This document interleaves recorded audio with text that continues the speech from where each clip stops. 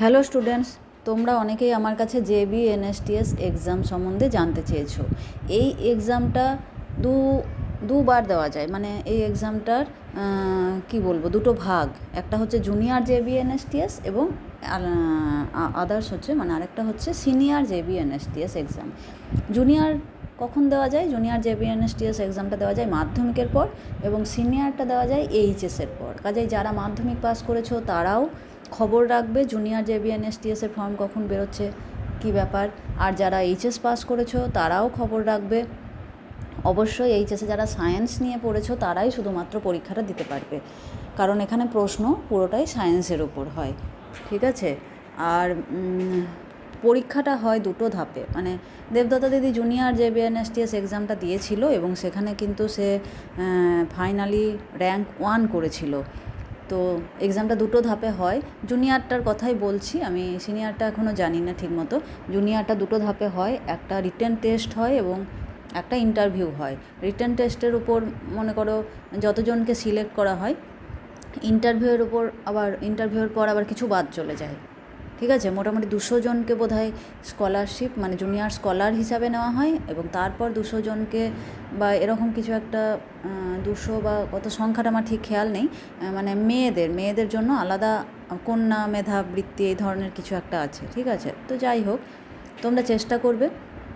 মাধ্যমিকে যারা 75% নম্বর পেয়েছো তারাই পরীক্ষাটা দিতে পারবে, এবং উচ্চ মাধ্যমিকেও যারা 75% নম্বর পেয়েছো এবং ভবিষ্যতে সায়েন্সের যে কোনো স্ট্রিম, তুমি বিএসসি বা যে কোনো অনার্স বা BSMS, ইঞ্জিনিয়ারিং, ডক্টর যেই হোক, সবাই পরীক্ষাটা দিতে পারবে। তবে মনে হয় ওয়েস্ট বেঙ্গলের মধ্যে তোমাকে ভর্তি হতে হবে, মানে এইচএসের পরে বলছি। ওয়েস্ট বেঙ্গলের স্টুডেন্ট হলে তবেই পরীক্ষাটা দিতে পারবে, বাইরের স্টুডেন্টরা দিতে পারে না।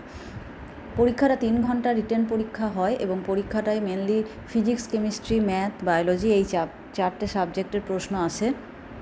প্রশ্ন মোটামুটি কনসেপচুয়াল হবে, মানে তোমাকে বুঝে উত্তর করতে হবে, ঠিক আছে, বোধমূলক।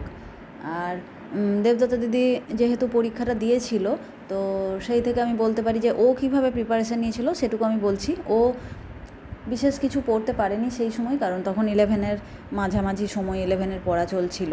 তো 11-এর যতটা পড়া হয়েছিল সেটাকেই আরেকবার দেখে নিয়েছিল। আর 9-10-এর সিলেবাস থেকেই মোটামুটি এইটা আসার কথা, মানে 10-এর পর যে পরীক্ষাটা হবে সেখানে তোমার প্রশ্ন কিন্তু মাধ্যমিকের, মানে 10-এর সিলেবাস থেকেই আসার কথা, কিন্তু সেই সিলেবাস থেকেই আসে, কিন্তু প্রশ্নগুলো হয় একটু হায়ার লেভেলের।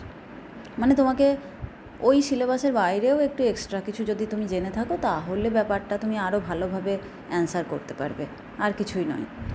আর হ্যাঁ, কি বলছিলাম, এই 11-এর যেটুকু পড়েছিল, মাধ্যমিকের রেফারেন্স বুকগুলো একটু দেখেছিল, আর কি করেছিল, আর ইন্টারনেট থেকে কিছু আমি সেট মডেল প্রশ্ন বার করে দিয়েছিলাম, সেগুলোই সলভ করেছিল, ঠিক আছে। এটুকুই করেছিল, বেশি কিছু করেনি। 3 ঘন্টার একটা রিটেন টেস্ট হয়।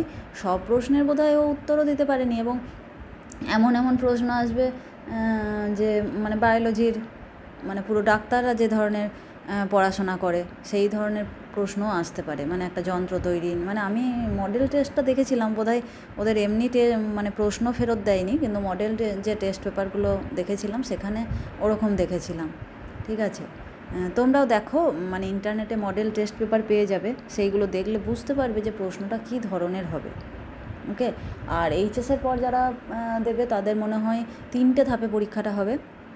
রিটেন টেস্ট হবে, ইন্টারভিউ হবে, এবং তারপর প্র্যাকটিক্যালি বোধহয় কিছু ক্রিয়েটিভিটি টেস্টমূলক কিছু একটা হবে 3rd লেভেলে। কারণ এইচএসের পর তোমার স্কলারশিপটাও অনেকটা বেশি। যাই হোক, পরীক্ষাটা অবশ্যই সবাই দেবে যারা 75% পাচ্ছ, এবং চেষ্টা করবে ভালোভাবে দেওয়ার, কারণ এখানে স্কলারশিপটাও অনেকটাই দেয়, এবং JBNSTS-এর একজন স্কলার হওয়া গর্বের বিষয়। সেই কারণে তোমরা পরীক্ষাটা দেবে যদি সুযোগ পাও ওখানে যাওয়ার।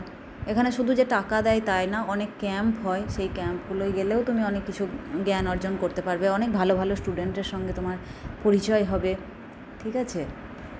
ওকে, তোমরা কোশ্চেন করো, দেখি যদি আমি এই সম্বন্ধে আর কিছু জানি তোমাদের অ্যান্সার দিয়ে দেবো।